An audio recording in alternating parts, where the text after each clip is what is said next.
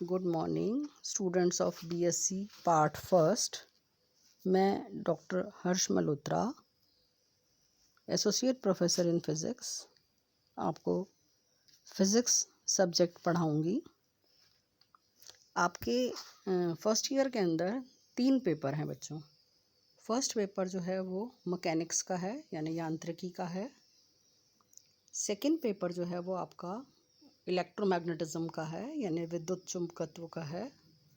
और third paper आपका प्रकाशिकी यानी ऑप्टिक्स का है। मैं आपको अभी इलेक्ट्रोमैग्नेटिज्म यानी विद्युत चुंबकत्व का पेपर स्टार्ट कराऊंगी, जो आपका सेकंड पेपर है। हर पेपर के अंदर बच्चों 4 यूनिट्स आती हैं। आपको हर यूनिट में से एक क्वेश्चन अटेम्प्ट करना होता है। इंटरनल चॉइस होती है। हर यूनिट में से 2 क्वेश्चन मिलेंगे आपको, जिसमें से आपको एक अटेम्प्ट करना है। ये तो हो गए आपके 4 क्वेश्चंस। और एक जो फर्स्ट क्वेश्चन होता है आपका एग्ज़ाम में, वो कंपलसरी क्वेश्चन होता है 10 मार्क्स का। तो इस तरह से आपका 50 मार्क्स का पेपर आता है। इलेक्ट्रोमैग्नेटिज्म के पेपर में आपको 4 यूनिट में से फर्स्ट यूनिट जो है आपकी, वो है स्केलर एंड वेक्टर फील्ड्स, यानी अदिश एवं सदिश क्षेत्र। इस यूनिट के अंदर आपको फील्ड के बारे में पढ़ना है कि क्षेत्र क्या होता है, स्केलर एंड वेक्टर फील्ड क्या होती हैं। स्केलर एंड वेक्टर क्वांटिटीज़ आप लोगों ने पढ़ी भी होंगी पहले से, आप 11th क्लास के अंदर पढ़कर आए हो। स्केलर एंड वेक्टर फील्ड्स के स्केलर एंड वेक्टर्स क्या होते हैं, यानी अदिश राशियाँ और सदिश राशियाँ क्या होती हैं, ये आप पढ़कर आए हुए हो। जैसा कि इसके नाम से, पेपर से पता चल रहा है कि इलेक्ट्रिसिटी एंड मैग्नेटिज्म 2 चीज़ें आपको इस पेपर के अंदर पढ़नी हैं। तो जो आपकी यूनिट थर्ड है वो इलेक्ट्रिसिटी पर बेस्ड है, और यूनिट फोर्थ जो है वो मैग्नेटिज्म पर बेस्ड है। लेकिन फर्स्ट और जो सेकेंड यूनिट है वो आपकी बेस्ड है। इन 2 यूनिट्स को पढ़ने के बाद ही आप थर्ड और फोर्थ यूनिट को पढ़ पाएंगे, यानी ये बेसिक है आपका। क्योंकि इन सब मैथमेटिकल टर्म्स का इस्तेमाल आप आगे की यूनिट्स में हम करेंगे। तो फर्स्ट यूनिट के अंदर आपका सबसे बेसिक चीज़ जो है, आप लोग जैसे 11th क्लास के अंदर पढ़कर आए हो कि स्केलर एंड वेक्टर क्वांटिटीज़ क्या होती हैं, यानी अदिश और सदिश राशियाँ क्या होती हैं, ये पढ़कर आए हो। यहाँ हम स्केलर एंड वेक्टर फील्ड्स की बात करेंगे।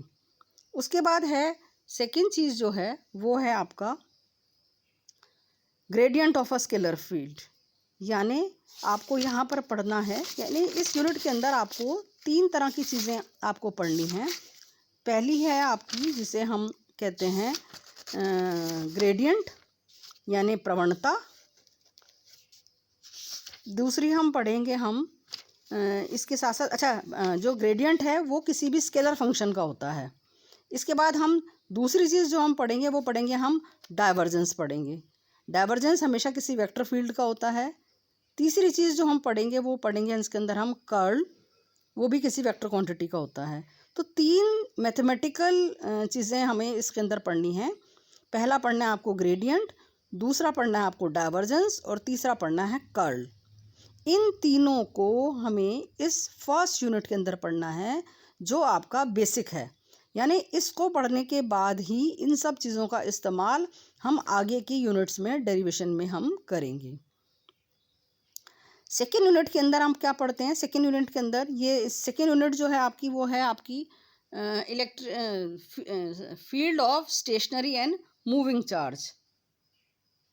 इस यूनिट के अंदर यानी स्थिर एवं गतिशील आवेशों के क्षेत्र, ये जो यूनिट है आपकी, ये भी आपकी बेसिक यूनिट है, जिसको आप 11th क्लास में भी हो सकता है, 12th क्लास के अंदर आप पढ़कर आए हुए हो कि स्थितिज ऊर्जा क्या होती है, जो इलेक्ट्रॉन है वो उसकी क्लासिकल रेडियस क्या होती है, electric field due to a short dipole, dipole के बारे में आप पढ़कर आए हो।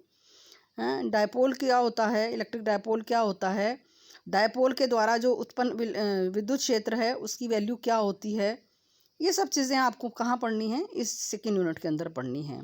सो सेकेंड यूनिट जो है ये भी आपकी बेसिक यूनिट है और इसके अंदर ज़्यादातर वो चीज़ें हैं जो आप पढ़कर आए हुए हो 11th या 12th क्लास के अंदर। तीसरी चीज़ जो थर्ड यूनिट है आपकी वो है पदार्थ में विद्युत क्षेत्र यानी इलेक्ट्रिक फील्ड इन मैटर। इस यूनिट के अंदर भी थोड़ा सा पार्ट तो ऐसा है जो आपका पढ़ा हुआ होगा, जैसे आप लोगों ने शायद मेरे ख्याल से पढ़ा हुआ होगा डाइलेक्ट्रिक मीडियम किसे कहते हैं, इंसुलेटर और डाइलेक्ट्रिक्स के बीच में क्या डिफरेंस होता है, इलेक्ट्रिक डिस्प्लेसमेंट वेक्टर क्या होता है, जिसे विद्युत विस्थापन सदिश कहते हैं, ये भी आपने पढ़ा हुआ होगा। Electric potential and electric field due to polarized sphere, यानी पोलराइज्ड स्फीयर किसे कहते हैं, है ना, ध्रुवित गोला किसे कहते हैं, ये इसके बारे में पढ़ेंगे हम इसके अंदर। तो ये जो यूनिट है आपकी, इसमें ये इलेक्ट्रिसिटी पर बेस्ड यूनिट है। नेक्स्ट जो यूनिट है आपकी फोर्थ यूनिट जो है वो है आपकी चुंबकीय क्षेत्र और पदार्थ में चुंबकीय क्षेत्र, यानी magnetostatics and magnetic field in matter. ये यूनिट भी ऐसी यूनिट है जिसके बारे में आप, इस यूनिट में हमें मैग्नेटिज्म के बारे में पढ़ना है और ये यूनिट भी ऐसी है जिसको भी आप 12th क्लास के अंदर कुछ चीज़ें पढ़कर आए हुए हो या थोड़ी सी हम अलग तरीके से उसको पढ़ाएंगे। जैसे लॉरेंज फोर्स क्या होता है, एम्पियर्स लॉ क्या होता है, बायो-सैवर्ट्स लॉ क्या है ना, ये सब चीज़ें जो है, बोर मैग्नेट्रॉन क्या होता है, इलेक्ट्रॉन की जो है इलेक्ट्रिक करंट जो है वो ऑर्बिटल इलेक्ट्रॉन के कारण जो इलेक्ट्रिक करंट प्रोड्यूस हो जाती है उसकी वैल्यू क्या होती है ना, ये मैग्नेटिक ससेप्टिबिलिटी क्या होती है, चुंबकीय प्रवृत्ति क्या होती है, और प्रवृत्ति के आधार पर 3 तरह के जो चुंबकीय क्षेत्र हैं उनके बारे में हम पढ़ेंगे। तो ये जो यूनिट है आपकी, ये जनरली वो यूनिट है जो आपकी बेस्ड है मैग्नेटोस्टैटिक्स पर, यानी मैग्नेटिज्म पर बेस्ड है। साथ ही हम इस यूनिट के अंदर जो एक बहुत ही इम्पोर्टेंट पार्ट हम पढ़ने वाले हैं वो है आपका,